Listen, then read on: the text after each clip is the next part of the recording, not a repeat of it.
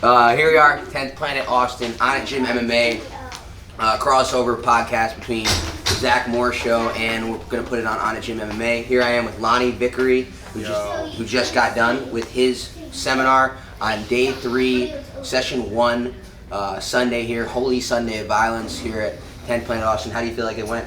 Early birds get the worm, dog. Yeah, everyone, we had a big crowd here for the 8 o'clock seminar on day 3, and it was, what did you go over today? We covered no hand, it was a no hand pass, but it was covering a lot of top hat pass. Top hat pass. Lockdown. Yeah, from the lockdown, which is what I need against Manny Chavez, very desperately. And that top hat pass, no hand, to the, what did you finish with arm there? staple. Well, actually, judo to an arm staple, and then from the arm staple, we started trapping for the Americana, straight arm bars, step over Kimura. Nice. And Lonnie is the owner of 10th Planet New Caney outside of Houston, north of the city. Yeah, we're 30 minutes north of Houston. Yeah, and what was interesting to me is how you finished the podcast. What was really fascinating was your talk about how you got into Jiu Jitsu. Could you share that with the people who aren't here right now? Yeah. Well, I found martial arts in 2008. You know, my family was huge UFC fans, so everybody's always watching UFC, and it was crazy because, you know, I was at a point in my life where I needed to make a change, but I really couldn't, like, find a way. Like, I was working out, lifting weights, but I was a really big guy, so that just kind of made my ego even bigger, you know? Yeah. You know, a lot of my It was what you were comfortable with, too. Yeah. I was comfortable being that big, and I was comfortable with just... being 290, apparently. 287. 287. 287. But yes, I was all about strength, you know. Never did anything over 6 reps when I was lifting. It was a lot of bench, deadlift, and squat. You know, well, I was like on the 1,000-pound club as a freshman in high school. Yeah. I was benching over 3 as a freshman. Bench, squat, clean? Yeah, bench, squat, and incline. Incline. Yeah, I could incline almost 295 as a freshman, and I was benching about 315. That's wild. And squatting over 450 or something. What position did you play? I was O-line, D-line. Okay. O-line, yeah, I was a big dude. So I just, you know, I'd always had a thing for lifting. I was always an athlete. It got to the point where I went and played a couple years at a JUCO in Cisco, which is in West Texas, and it didn't pan out. You know, there's life. You're not a football player. And then I was like, oh shit, what am I gonna do? I'm not gonna be a pro football player. I had no backup plan at all. No one does. Yeah. So because even if you know you're not gonna be a pro football player, because I played at the University of Rhode Island, like similar to you. Even if you know you're not. You're just like, this is what I'm doing right now. Yeah, exactly. It's the same way the MMA fighters are, where there's no plan B. Yeah, and you know, because I started playing football when I was 5. You know how Texas is, man. If you're in Texas, like high school football is. So I just, you know, I started in Little League, you know, junior high, high school, and then I got the JUCO. The coach invited me up there to check it out, so I went and checked it out because one of my friends was going. So, and after 2 years, it's like, damn, not panning out. I went back home, and I was at a point in my life where it was just, you know, I felt like I was missing a leg. You didn't really know what you were doing. I was missing a part of me because inside I'm an athlete. You know, I've always been an athlete. So I was just doing stupid shit. I guess I was trying to compensate with alcohol and the wrong things. And I was working out at a boxing academy, just lifting. And, you know, the guy, they'd always see me in there because at that point in time, that's when I was at my biggest, at 287. And I was literally doing like Ronnie Coleman, Jay Cutler workouts without the steroids and all that. You know, I didn't even take a supplement until I was 24.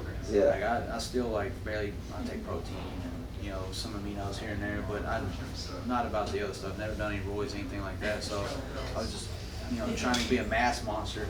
And, man, what it was is we went out one night, got in some trouble, and this guy confronted me, and it was over something stupid. And I tried to walk away from it, but we ended up getting in an altercation. And what it was my cousin was with me, and this guy was supposedly out of prison or something. So my cousin freaked out thinking he was trying to stab me, you know, in the parking lot, whatever, with another guy. So we ended up, you know, beating him up pretty bad. And I felt horrible about it, but obviously it happened. I ended up getting into some legal issues with it. They tried to prosecute me, but the guy jumped on me first, so it got waived. And after that, I was like, I'm not gonna ever let this happen again. So I've got to do something to stay out of trouble. And they've been begging me forever to get into the boxing, but I was scared to death. Like I told you on there, I was scared to death because you see these kids and these like 17-year-old monsters just knocking guys out, and it was intimidating. Inspiring. Yeah. So it was super intimidating. And this was 10 years ago too, right? Yeah. Over 10 years ago. 08. Yeah, so it was prior to people really giving a damn about getting hit in the head. Yes. So, he had been begging me forever, and man, when that happened, I was just like, I got to do something. So I went in there. I remember I was in tears, almost the day I went in there to talk to him. And the guy's name is Larry Downs. If you ever see him on Facebook, it's Larry Downs Jr. He's out of Pensacola, Florida. He used to run Pensacola Boxing Academy. So you were in Florida at the time? Yes, in Florida. He sparred regularly with Roy Jones Jr.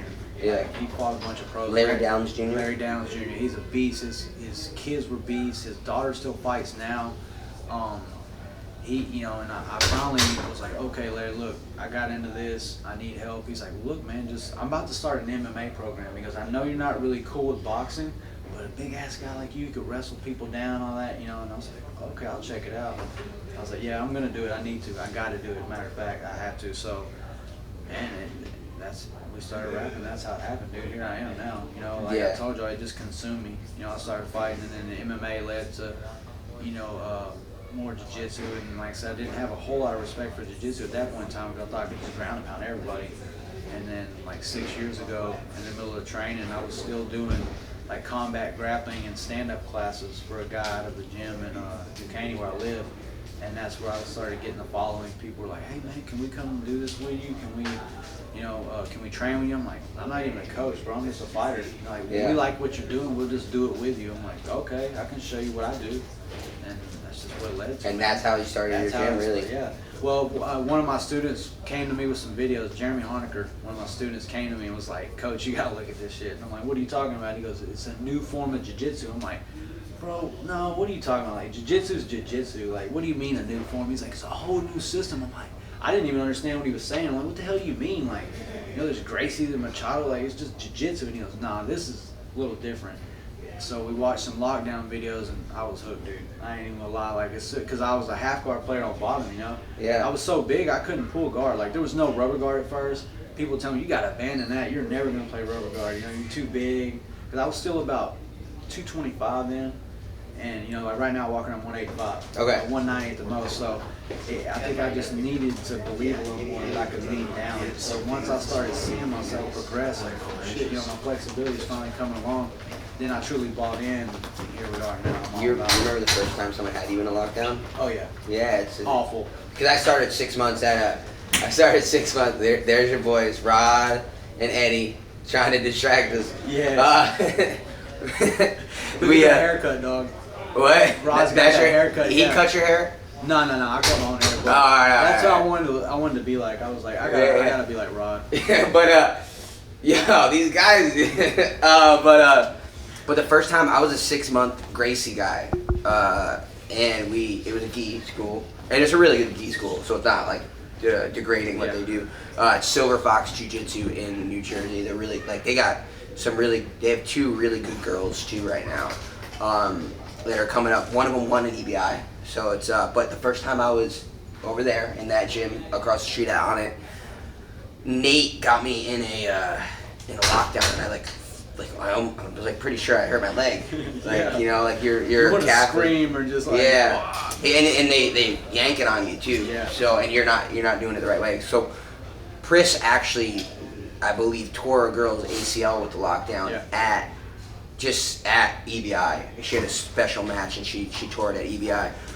But it's what Eddie's done, and it really is a new form of jiu-jitsu. No, it is. And I tell everybody that too when they come and start training with us, because I have a lot of guys, like Rod, he came from a traditional school. My coach and one of my best friends that helps me run our school, it's a three-headed monster in my school. You got me, you got Carlos, you got Justin Harper. Yes. Justin's a purple belt with me, and Carlos is, keep us on low, he's soon to be a bird. Don't let this leak. Carlos is on the verge, man. He's a beast. He competes all the time. But Justin. Carlos don't watch this. Yeah, it'll be a surprise. Monstros, man. It'll be a surprise. That's that 10 Planet Monstros Connect, man. Carlos is a great dude. That's my brother right there. But Justin is crazy because Harvard, we've been training the same amount of time. Like, he started about 08, something like that. But he was at MMA, which is up in College Station, run by Bubba Bush. And it's a traditional school, but they also do no gi. But there's a lot of gi. So he's a brown belt in gi. So he started training with me. And I remember when he first started training, he's like, man, it's just jiu-jitsu, dog. I'm like, look, you keep thinking that, but in a year, you come talk to me and tell me that it's exactly the same.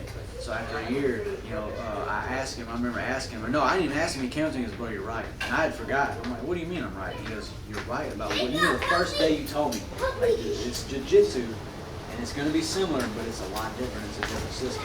So now he totally bought into like what you're saying. It is jiu-jitsu, but it's totally different. We don't always like the beaten path. We're not always going that beaten path that everybody knows. We're looking for different routes, and it's ever evolving. Like that's something that a lot of these traditional schools are like, no, it's okay. If it ain't broke, don't fix it. Yeah. And we're like, it's always broke. Let's fix it. Like we need to find some different shit. Yeah. Well, I was sitting here talking to Quentin yesterday about him becoming a 10th Planet affiliate and him looking at all these different schools and trying to figure out who we might affiliate with over time. And then it just kind of came together with 10th Planet, and that's part of what draws him to it, is that it's a continual creation, it's a continual working piece of art that then Eddie integrates into his system, spreads out through this large network of people who really know what they're talking about. I mean, the group of people we have this weekend, like all you guys talking to each other on the mat, like I'm just watching that is, because for me, I'm videotaping everything, right? And I'm, in terms of, Dave and I are going to go through the files and everything, and I'm going to try and continue to get some nuggets out of that. But then just having conversations yesterday I was in the corner, Crystal Ball's teaching. Yeah. So then we're learning what he's doing, and then I'm over there in the corner with Burchak, McCaffrey, and Quentin, and it's like just listening to them. Seminars within a seminar. Yeah, and while I'm sitting there, I'm like, it's kind of like I'm sitting in like a Mexican restaurant and everyone around me might be speaking Spanish. Like my favorite spot right down here, Taco More. Like I go in there on a Saturday, everyone's speaking Spanish. Yeah. And sometimes it's like they're speaking Spanish, right? Yeah, but sometimes I get what they're talking about, and I'm just trying to hang on and like understand. So it's like there's levels that continually are rising. Levels, everything. So we get to see those people come in here and have those conversations, which is giving me a learning experience, right? That I'm gaining more fluency in what they're talking about. But man, sometimes I'm just swimming in it because they're always progressing. And then because what that signals to me is that Eddie's sending out information, people are sending information back to him, and just from like a business perspective and from a communication perspective, it feels like a unique system. Yes. Where, because we know from football the West Coast offense, right? We know Andy Reid's coaching right now. Andy's got like last year 25% of the coaches in the NFL were from Andy Reid's coach with Andy Reid. Yeah. And some of them were defensive coaches, so they weren't necessarily West Coast guys. But in a similar fashion, it all stems from Bill Walsh, and with us, it all stems from Eddie. And then now there's a bunch of people under there that are building off of whatever the principles whatever that foundation and principles are of this affiliation of like what we're doing. And we just keep building off that, and and when you see the quality of people that are on the mat, like that's one thing that really stuck out in my mind was I believe I was talking to Brendan about it yesterday too, one of our white belts, and he was just to be able to see these guys talking and exchanging ideas is really a unique experience. Yeah, no, for sure. And like you were talking about the foundation, that's it, man. It's the foundation has been built now. Everybody's just branching off, and you've got people creating these little unique styles, like how Ben Eddie, Hinduatine and all that involved. That's something I love about our system is, like I was saying, the traditional schools, a lot of traditional schools, if they have let's say they have a white belt come, it's like, oh, coach, look at this, like, what? I don't need to see. A lot of them, it's about, I was talking to somebody a little bit closed-minded. A lot of people are really closed-minded because, like I said, if it's not broke, don't fix it. Well, the same way we've been doing this for X amount of years, why would we need to change it? The same way you were closed-minded about wanting to lift, exactly. Wanting to lift, and the same way I was, right? Yeah, no, that's 100% it too. Is you have to stay open. You got to be an open book. Our system is ever evolving. You got white belts evolving, blue belts evolving, and you can learn something from anybody. Just because I have higher rank doesn't mean that someone below me can't show me something. Yeah. So I'm always like, if you got something, show me. I want to see it. I want to see if I can implement this and use it right away. So we've got a move that a guy we call the Godfrey, and he was a white belt at the time when he started doing it, but he just kept catching people in it. So, I mean, and I think that part of why you become open-minded though is that like you screwed up at another point in your life. Because I'm a similar case where when I was done with football, didn't really know what to do, and like shut it down, like whatever. And you're like kind of sick of lifting too. You've been lifting since you were. I'm sure being in Texas, you were lifting since you were 12. Yes. Something like that. When you started lifting? 6th, 7th grade. Yeah. So 12 or 13, right? Yeah. So, I mean, it's what you do. It's what you continue to do. And then when you're done with football, for me, I have a neck issue. Still have a neck issue. So my issue was Percocet. And then you just get to a point where you've screwed up so completely that you have to do something else. And then that open-mindedness will then come into Jiu Jitsu, and it becomes sort of a therapy of some kind. Yes, no, I want to appreciate it. It's I always tell my students, make the journey. Help, you got that? I don't regret the process. I don't regret anything I did in my life. Because whatever I did, right or wrong, it brought me to this point. So I just look at it as everything is a learning curve. If you can't learn from your mistakes, you'll never evolve in life. So everybody should make mistakes because that's what you learn from. That's what, like, man, I don't need to do that. I don't need to do this. I've already done that before. So I don't regret. That's a good thing about making a bunch of mistakes too. Yeah. And I mean, I think that from the therapy perspective too is that like the sport itself has an interesting.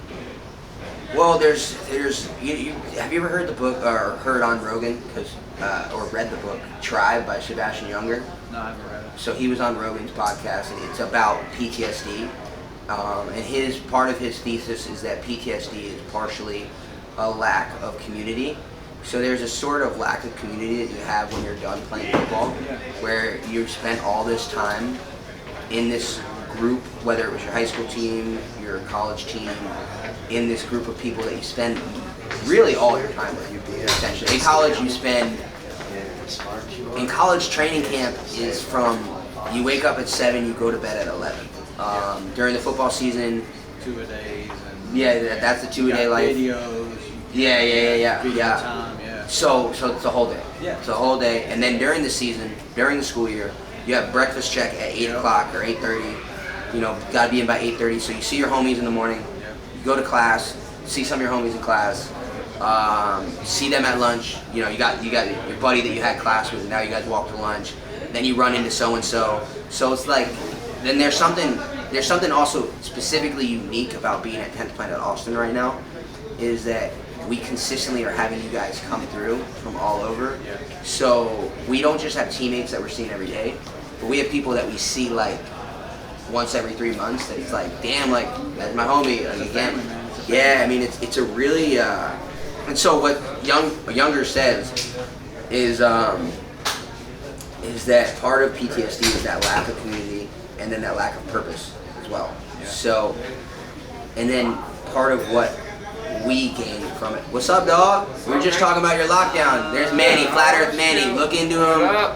But people, Joe Rogan and Brendan Shaw might have some negative things to say about his education level and about what may have happened to when him I was a baby. When he was a baby, and a droppage of some kind. But hey, Manny's looked into it. He's got some Flat Earth ideas. I'm not sure. But we'll look into it with him. Lizard people might be real. Lizard people. But always a pleasure to see Manny. Brothers. My brother. But yeah, like it's the fucking up, all this kind of stuff puts it into this where now you have this open-minded system too with Eddie, and you've got a guy at the head of the system who is such a unique guy who's now created a life. He's a black belt martial artist who's the first American to submit Gracie. He's a marijuana pioneer. Yes. He's now doing comedy. Cannabis activist. Yeah, cannabis activist. Flat Earth. Look into a conspiracy guy. Like this weekend, he's coming into town.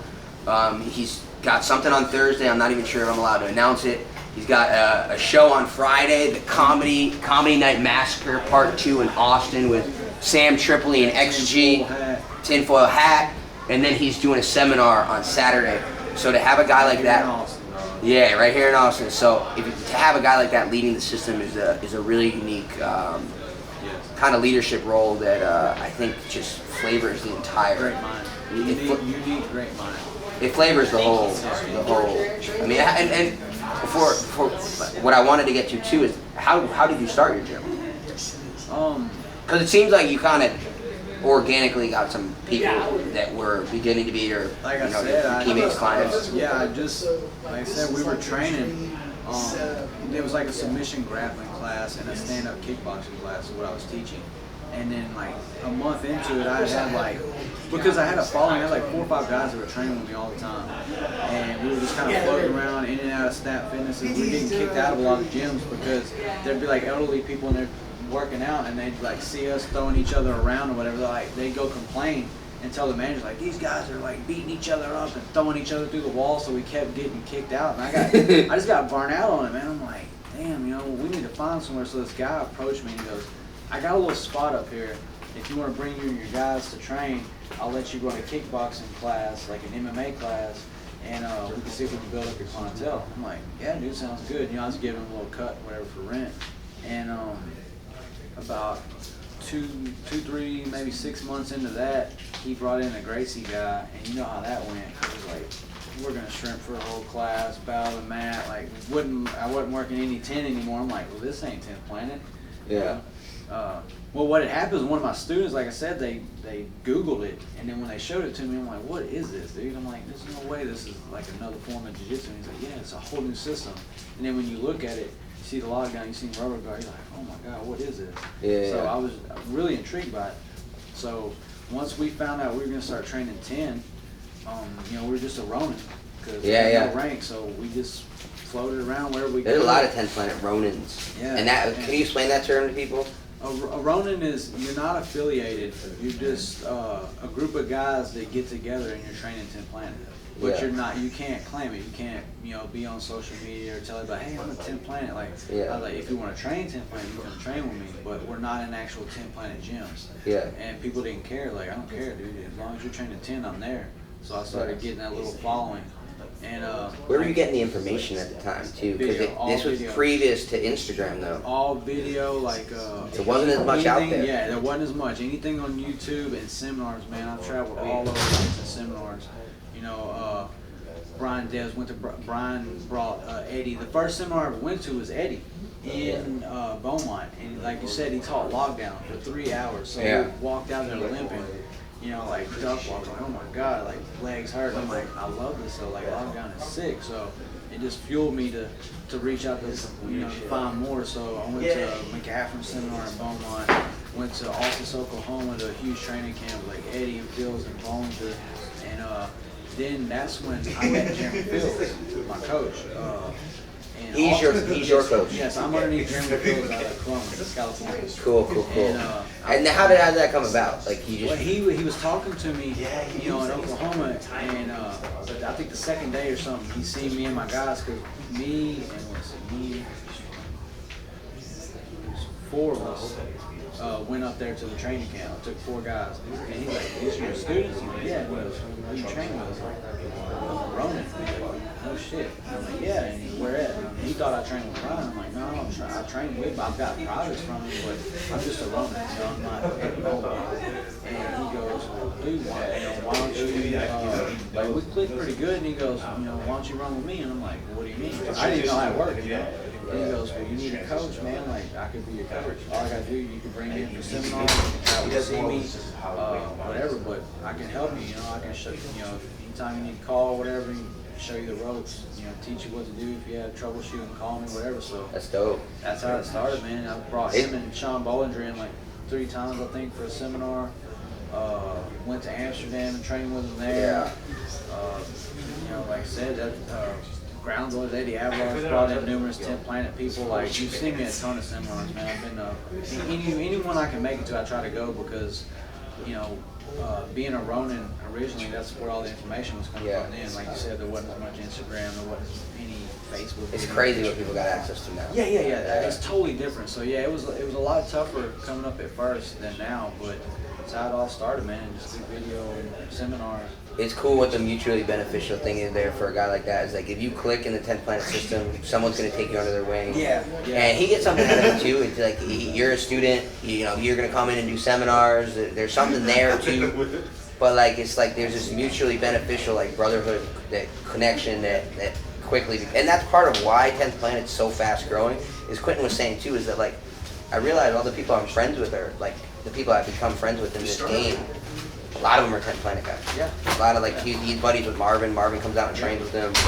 I've been to Marvin seminars numerous times. Yeah, I mean it's just it's such a relaxed atmosphere of people. Yeah, my student Roderick. I just talked to Roderick this morning, man. It's a beautiful life. I told Chauncey too last night. We're so fortunate, Like I said at the end of my seminar, it's an honor to be surrounded by so many genuine and like humble human beings, because we're all in it for the same purpose, just to be a little better every day, a little better with life, a little better with jiu-jitsu, whatever. And like you were talking about the therapy thing, that's what it boils down to. How can we have a bad day when you're doing something so beautiful and surrounded by so many great people? Yeah. Like you really gotta look for a reason. Bro, I'll be honest with you. I got a lot of stressors going on right now, but like I'm here. Yeah. Like I'm like no one here like really knows how stressed out I am about some shit because I'm so happy to be here. At this point in time, in this environment, this is what helps you make it through those days, that adversity. Yeah, it's just like, and in this society too, some of the shit we say to each other in here too, the way we talk, because we're all super tight. I mean, some of the jokes people are making at each other on the mat, is to be around people like, to be football players and to be around people like that again in this world is like, but here's the other thing about that's different than football though, is that like there's a lot more humble. There's a lot less competition. I feel like there's a lot less of that weird, like, if I don't beat him out, he's starting over me and I'm not gonna play. There's no pecking order because everyone still gets to play. There's no coach deciding you get to play. If you want to compete, you go compete. And I think there's some more politics in things like that, you know what I'm saying? Like, there's definitely there's politics in anything. Like, there's definitely politics in planning, but not like it is in football and baseball, basketball, things like that. I think that's a real slippery slope, man. So, I mean, you only got 5 spots in the basketball team. Coach like that guy. For whatever. Who's the coach's son? Who's on the administrative? Who's a scholarship player? Yeah, exactly. Who's like when you get to college, it's like, who's you get a new coach or something? Who's the recruit they really like? Who's the guy who ran a 4.3 but can't catch the ball? Type of thing. Like But like I said, also whose dad pays money to school boards. There's a lot of politics in that shit, man. I've seen it in high school. I know you did too. So it's definitely not like that here. Everybody earns their keep. That's what I call it. Everybody earns their keep around it. It's not politics. Proof's in the pudding, man. Yeah, I mean it's quite. I mean, when I have these conversations, I mean part of it's going to be just always just marveling at what Eddie's built to. I mean the entrepreneurial aspect of it, it's a really good franchise in terms of like franchising opportunities. In terms of the marketing of the franchise, like it's like, what's the first thing you Google when you want to start jiu-jitsu? The first thing I Googled was 10th Planet. Where's the closest 10th Planet? And there wasn't one, so it was the second thing I Googled. Henzo. Right?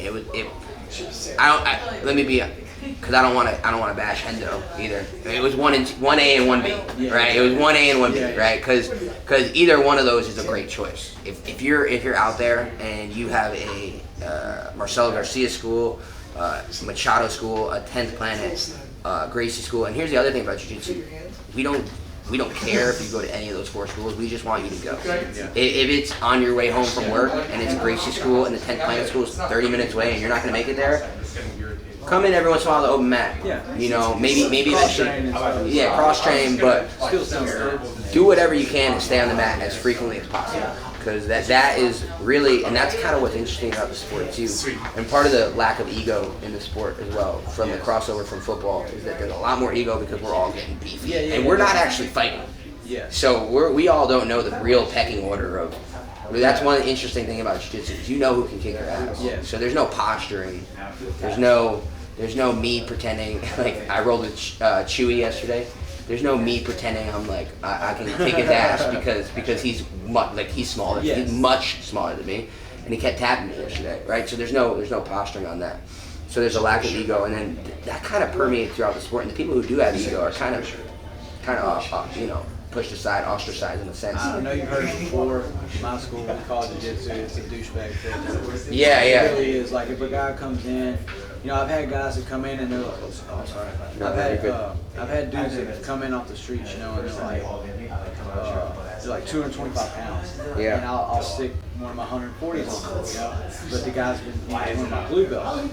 And just the fact of he's like, I can't believe that little dude kicked my ass, after they get done. And I'm like, bro, he's been training for like 4 or 5 years. He just can't hear it. Like, he never came back, just because the little guy beat him up. I'm like, that's cool. If I lose people like that, they're not good for me, you know what I'm saying? They have too much of an ego. They're not humble enough. They're not ready. Exactly. Maybe they will be one day. Maybe, but maybe not. It's okay though. Probably not. But it's okay. It's okay. You don't want to keep people like that in your school. Like, one weak link can corrupt the whole chain. Yeah. So, 100%. I'm happy that things like that happen. And that's why we call it a douchebag filter, because you don't want people like that. If they can't be humble, they don't need to be on the mat. Yeah, I think that's a good point, because here we have.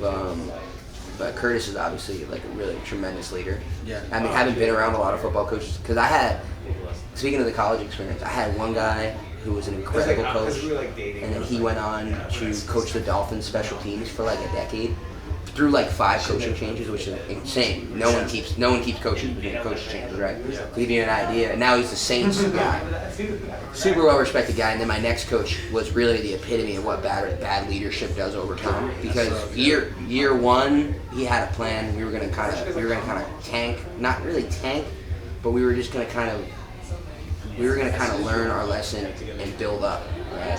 And that plan worked. But he didn't have the leadership ability to continue to help us grow into those later years. So the tank didn't pay off, right? Like we had one year where we were just trying to get a lot of guys experience. Seniors aren't going to play because these guys haven't bought in or whatever belief he had, right? But to see that kind of leadership that he had, because he had different rules for everybody. He had all sorts of stuff, and to see what Curtis does is a really unique experience of what he's cultivated here. I don't think there are any weak links here, and that's the other thing that's awesome. I felt like we were recruiting some weak links at that time, Yeah. and then you saw the culture change, and you saw the culture become just less familial, in some ways over time, and it was just. That's a really strong point about the weak link, because you see it happen when someone comes in It's true, man. negative attitude a little bit of rust, man. A little bit of rust on one link, and like I said, the whole chain can bust. And that's what it's about, man. You want to try to keep all your links strong. Everybody's on the same mindset. Everybody's on the same plane. Everybody's humble and willing to learn. Like that's the worst thing, man. You'll see. It sucks too, because I've had a lot of guys, man. There's been some guys that come through and they're like crazy talent level. You know what I'm saying? Like they pick up so fast. They're like subbing all these guys. I'm like, damn, they go and win in terms, but they like win a little bit and it gets to their head and they become almost uncoachable. And that sucks, man. It's the same thing, man. It's just you have people that are uncoachable or just have that bad attitude. They think they're more than anyone. It's the same thing, man. So definitely got to filter people like that out, man. It's an important thing to especially with the football background too, is that you kind of have this hard-headed thing developed over time. Yeah, so you always gotta filter that feeling out. Most definitely. Especially when you like the other thing is too, is guys like us probably, I can only speak for myself, but put a lot of pride into being an athlete. So when we lose, it sucks. Yes. So we have to. That competitive spirit, man. Yeah, and part of those losses really hurt, and they're humbling. Yeah, and you have to take it the right way. Yes. Because and the wins too is that you got to remind yourself that so and so might keep working harder than you at the technique. It's not just your athleticism. Yeah. Like if you're not focusing on the little stuff too, is that something I continually have to teach myself? Because I love doing the meathead Small shit. Details. Yeah, and I love but that's something I saw last night when I was trying to do this something with Brandon. and just kept screwing up. I was like, I'm not paying enough attention to details, and I gotta keep. Yeah, just hit me over the head. And I don't know if you ever heard this, but you could use this. A lot of people can use this, man. Like the winning and losing thing. Whether it's a win or a loss, I call it the 10-second Tom effect. You know what I'm saying? You got to be like 10 seconds later, boom, forgot it. You know, winning or losing. You learn twice as much from a loss, I think, just because you're gonna think about like, what happened, what I do wrong, but you can't dwell on it for too long. So that's why I call it the 10-second Tom. Like that night or whatever, that's fine. Go home, maybe watch some video, think about it. Next day, boom, we're back in the lab. Right back to work. Don't dwell on it. Don't cry about it. Don't overthink it too much. It happens. Same thing with a win. That night, celebrate whatever. Go out with your family. But the next day, you're like back to work. You're not like running around in a parade, like stopping time because I want all this crazy shit. Like, just go back to work, man. Be humble, whether winning or losing. You should be humble. Yeah, and one other thing I had to ask you before we head out is how long you've been an Alabama fan since birth? Man, yes. The other thing I had to ask too is, at what age did your father tell you that you couldn't be an Auburn fan? Like, how did he express that to you? Look, I thought you were from Alabama. You're not from Alabama though. No, Your family is from Alabama. My family is originally from Alabama. My father was born in Mobile, and my grandparents lived in Red Level, which is like central Alabama. Right. And so when I started playing football when I was 5. So like the first thing I can remember my grandfather asking me, man, he was a huge Bama fan. So I'd come over and he'd be like, "Boy, did you watch that game?" And I'm like, "What game?" And he's like, "What do you mean what game?" He's like, "Alabama football." So I'm like, "Oh God." So like my grandpa was like a great man, dude. Like one of the strongest you've ever met. Like he's that guy. Like I never heard anybody say a bad word about my grandfather. Still to this day, I can go and buy lunch, and if someone sees me and they're like, "Vickery, like, were you PH Vickery's grandson?" And I'm like, "Yeah, that's my grandfather." They'll buy my lunch or something. Like he was that dude. So anything he said, I'm just like, standing at attention. Like, "What'd you guys say, Papa?" So after that, I was just like, I gotta watch Bama football, because he was the type of person that when he seen you, like if you're in Texas, what's the capital of Texas? How many feet are in a mile? He always had questions to keep your brain firing. He was just that type of man. He's really smart. So I'm like, damn, I can't let Papa down. So now I'm like glued to every Bama game, and I'm just like, we're Bama fans now. I already knew, so by the time I was 7, 8, 9 years old, it was like all Bama, everything. Like I never let go of it. Like I said, man, family's key, so I always want to represent. You represent last night with the hat and the jersey. Shoes, the hat, and he had to celebrate. Fans, everything. He had to celebrate the tough Bama win over South Carolina. Poor Will Muschamp. Yeah, wait, he's the coach at South Carolina now. Man, that's an interesting school right there, because not even Steve Spurrier, because Steve Spurrier got them some 10-win seasons, but they're the SEC. Get over that hump. Yeah, the SEC has those guys at the top, and then it has everyone else who is going to have a good year every once in a while. You could call them dingleberries. Dingleberries? They're just hanging around below. Who are one thing I think, though, right now is Florida has been overrated for about the last 8 years. Yeah, Florida State, they're not SEC, but like Florida State's been overrated. Teams, I think Clemson's been overrated, except for the last couple of years. They've been really strong, but the scheduling of those teams, you know what I'm saying? Clemson's got a bunch of weeks off. Schedules, so. Hey, bro, don't be talking about Alabama. Don't be talking about weak schedules when we're talking about Alabama's like week 12 game against a Division 1A opponent. I know. 1AA opponent. That's the beginning before we get into the SEC play, because I'm talking week 12, bro. They get that week off before Auburn. Everybody knows the SEC though is hard. Yeah, the SEC's hard as hell. Yeah. So I'm glad they give us some little warm up games. Beat up on South Carolina and all them. But man. The ACC is straight trash. Though. Yeah, straight trash. Kansas just beat BC. I gotta give Big 12 a little love because my boy Rod likes him. He's Texas. Hug him. Yeah. And for my people in Austin, I got love for the Longhorns. I got homeboys that are big time Longhorns fans, so I've never really had a problem with them. But man, I just that's where the whole Bama thing started with, just really from birth, kind of, because all my family was there. So you only have one option. Yeah, as a young child, that's all I can remember. And then you found out like there's another Alabama school and it's Auburn, and everybody's like, no, you don't even speak them words. Like you can ask my daughter, you like, Billy, what do you know about Auburn? They suck. Like 4 or 5 years old. So yeah, man, we're yeah, that sounds Bama like some fans. programming, bro. We're diehard Bama. You got fans. some Her programming. middle name's Alabama. My daughter. Her middle name is Alabama. Yeah. So we're big Bama fans. Yeah. Bro, you put something in her. You programming her Well, for life. It's family. It's like Family some people tradition, man. go to church. Some people love Alabama football. Yeah, exactly. Some people do both. You know, and I've talked about that before because even with Jiu Jitsu, I'm definitely not as far into it as I used to be, but I still want to keep them family values going. Yeah, football. Sit up a little bit. You're kind of like hiding behind the mic. Oh, I'm sorry, dude. We need to see your face. We I need to that see my beautiful face. Zach. Yeah. My mug ain't gonna help me. But nah, yeah, it's just you know, I always tell my guys, I tell everybody, family's key. You know, I love my family, man. I represent my last name because of like, you know, my grandfather. Like I said, he was just that type of guy that you want to carry on that tradition and have people. I want people to respect me the same way they did him. So, like the Alabama football, you know, my dad's a carpenter. I still do carpentry work with him just to keep that family thing going. You know, it's just family values and family traditions that I think some people, you should let go of some of them. You know, because I used to do a lot of drinking and things like that. Yeah. My family did. Yeah. And so there's some things that you need to get away from, but there's some family values and traditions that you should keep. So Alabama football is going to be in my life forever, though. Yeah. This is what it is. Hey, man, and speaking of those family values, too, I mean, it all wraps around back to 10th Planet. It's just like we have such a unique, just like atmosphere here. Yeah, man. Family's key. Yeah, I mean, and what's cool, too, is we got like a bunch of little kids on the mat, too. Yes, the future. And Kids so, the future. so my girl has 2 kids that train here. We've got 4 or 5 kids out there this morning, and they're all my little homies, too.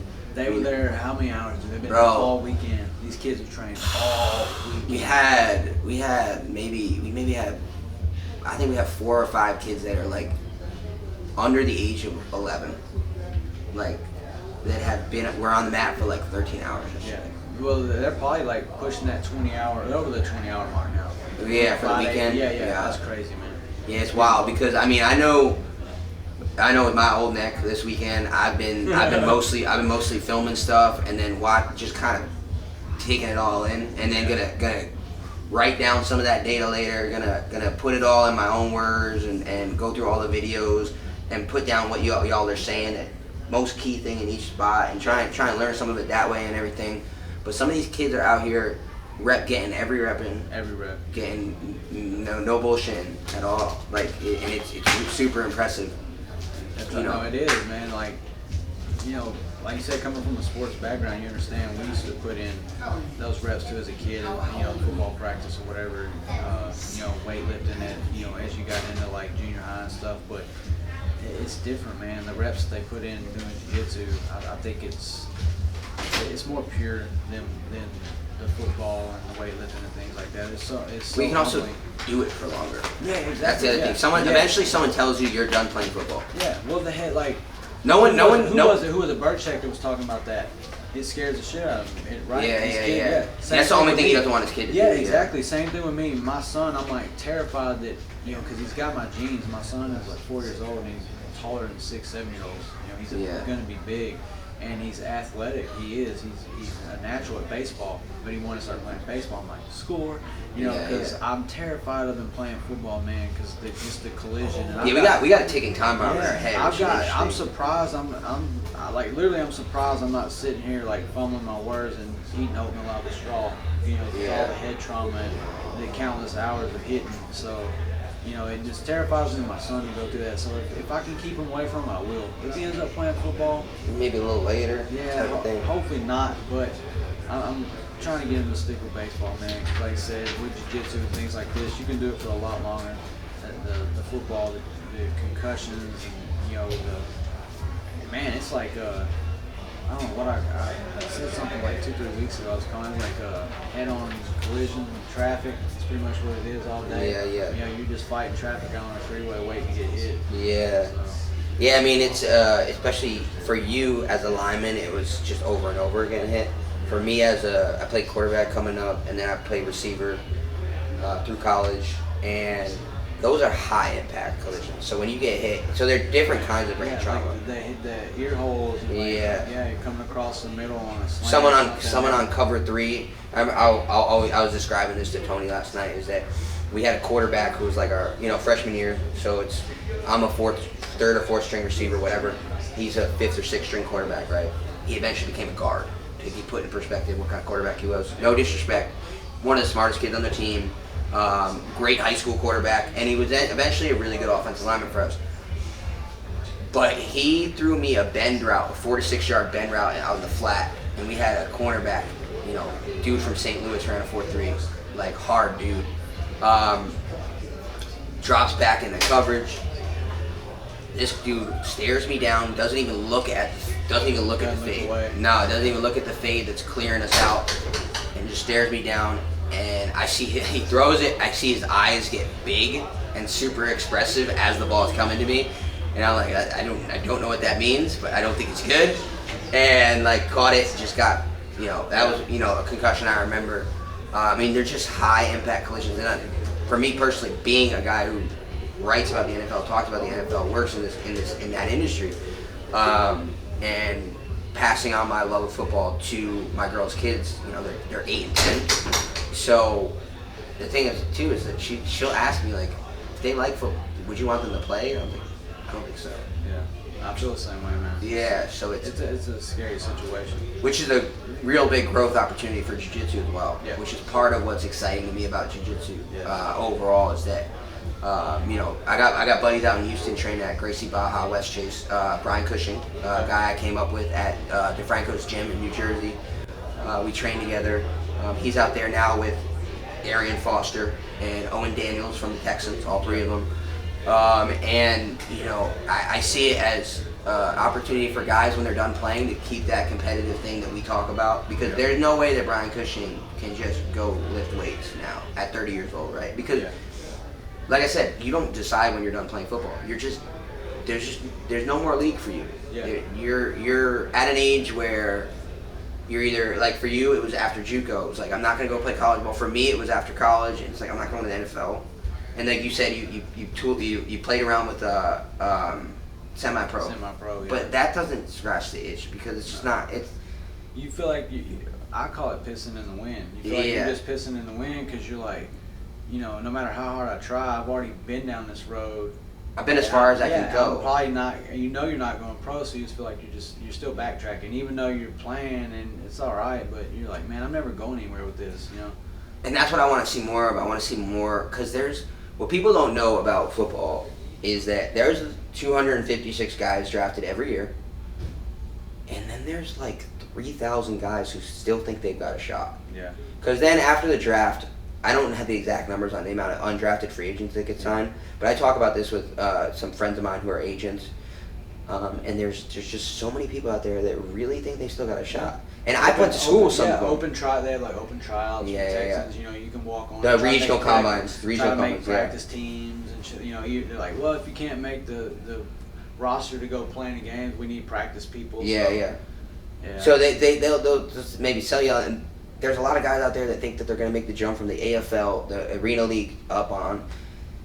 And there's just like a lot of broken dreams there. And it's like, hey man, you're 22. Go get some job that, isn't going to be like, doesn't need to be your career.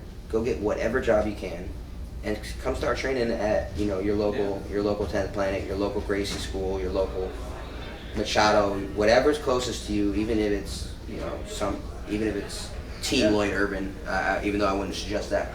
No, I agree, man. That's something I like to. I'm not saying that I go and like look for these guys all the time, but that is people that I love to approach. Is those athletes that are, like in that spot you're talking about. In the spot we just talked about. You and I both. Where it's like, what the fuck? What am I doing in my life? They're in that gray area. Like, damn, I need to find something to complete me. It's like you're just missing. Like I said, you're missing a leg almost. It feels weird. So I love to go get them guys.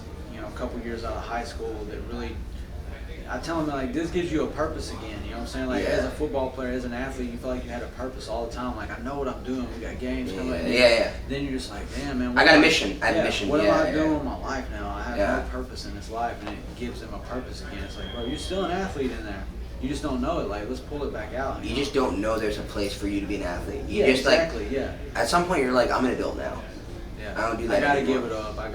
Yeah. Nah. Because you also, there's like this weird thing too that I felt as well. It was like I was seeing some guys that started to try and do some MMA, but they didn't seem to be that serious kind of at the time. And you were like, and this was like 10 years ago, right, or 15 years ago, and you didn't really know what their next steps were. And you were like, what is he trying to do? But now you know, like, there's something there. And I think Jiu Jitsu is the most natural path to it. Is that back then I was like, man, once football's over, it's over. Because that's just what I thought. All or nothing. Yeah, and now I know that like the guy who's training MMA at 22 is like the smart guy, or like our jiu-jitsu. I mean, maybe not getting hit. And you see all these guys too now, like at the like UFC level. You know, like Eric Anders and like who's that? Greg Hardy. I think Matt Mitrione plays some ball. Or Matt Mitrione did. Yeah, there's a lot of guys that are making that jump. So, you know, and quickly too. Yeah. Quickly. But you can see like they're an athlete, so obviously you're gonna have that background and athletic abilities to take and run with it. Just how much time you want to put in if you really want to like sell out, buy in. If you made it to the college level or you made it to the professional level in football, considering that, like so I'm 29. And I looked at when I was in high school, there was some data on how many kids were playing football, and at that time there were like 8.5 million people in America taking part in football. That number has dropped significantly. I'll bet. No. Significantly, by like about 3 million. Is that a bad thing? I think that's what's weird to me is just my involvement in football and me agreeing with you. I think that's a good thing. Yeah. Less people are playing football.